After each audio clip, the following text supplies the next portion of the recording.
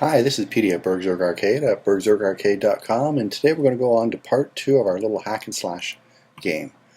So let's open up our project, and we'll open up mono development as well.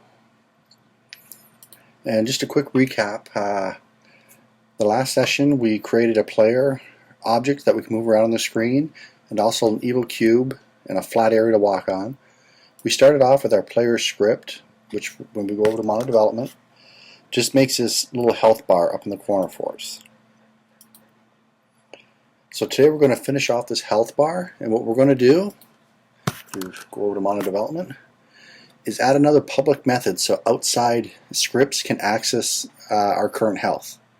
And there's a couple things we'll want to do. We'll want to clean this up. This is being recalculated every frame, and we don't really want it to be recalculated every frame. We just want it to be recalculated when the health changes. And the way it's set up right now, we could get a division by 0 error, so we'll clean that up as well. So first, let's create the variable that we're going to replace this with. We'll call this, we'll make it public at first, so we can watch it in the editor. It's going to be a type float, and we'll call it health bar length. Now I'm working on my laptop. I'm traveling a little bit right now, so you might hear some noise in the background, and you're probably going to hear me typing.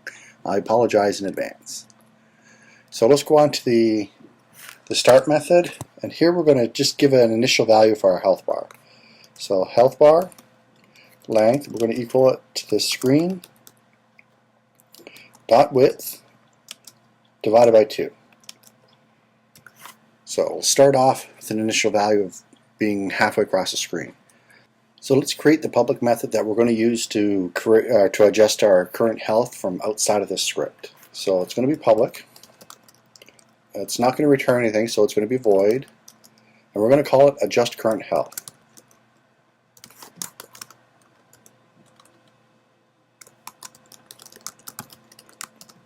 Now we're going to have it receive an integer, which we're just going to call ADJ for adjustment,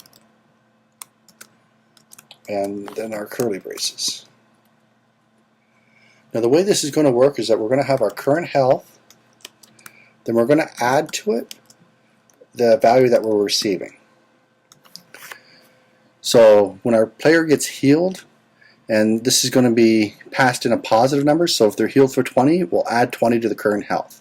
When they take damage, let's say they take negative 20, it'll add negative 20 to the current health. Now let's set up the health bar. So we're going to say health bar length is equal to, and we'll put this in parentheses. We'll say the screen dot width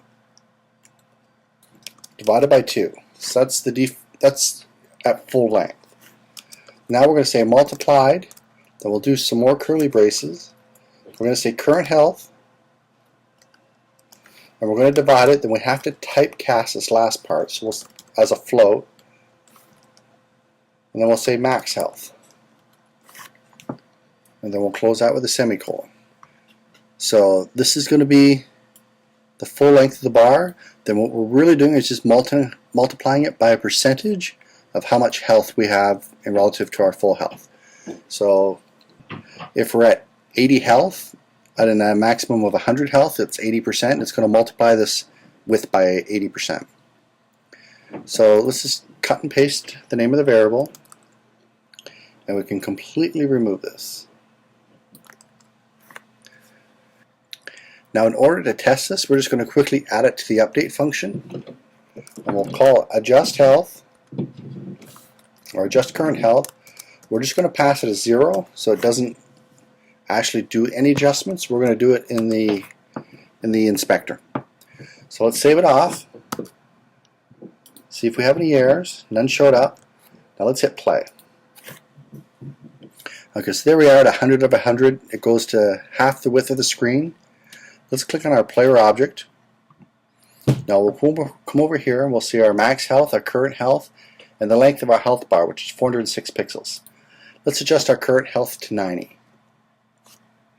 There we go. So now at 90% health. Let's go and do 80, 70, 60, 50, 10%. Now you'll notice when you go down to 0, or even I think anything under 2, you still have this little display on the screen, and that's a graphical thing. That's because we're using the GUI bar. When we actually switch over to using a sprite, we can actually adjust it to be 0 width. So let's close that down. Now let's go back to our script. There's a few things we'll want to check here.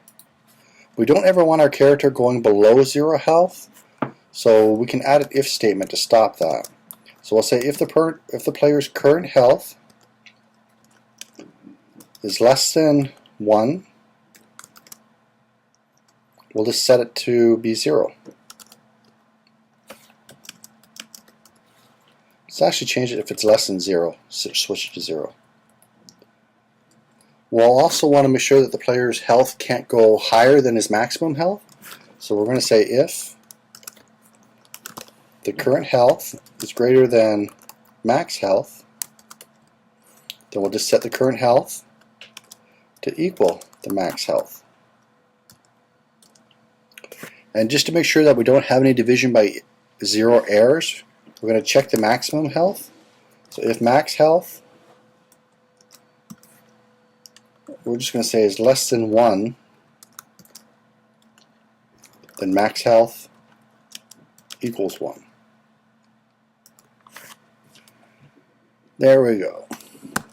So if we actually go in and try to test this out for what we just added, start it up again, and if we go to current health, and let's add a negative to that, it automatically drops it to 0. So we'll go 1, let's try -1, 0. Great. Let's put it at 10.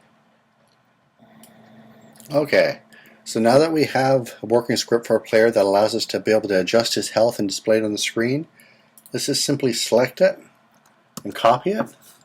We'll call it enemy health. Double click it to open it in Mono Development, change its name,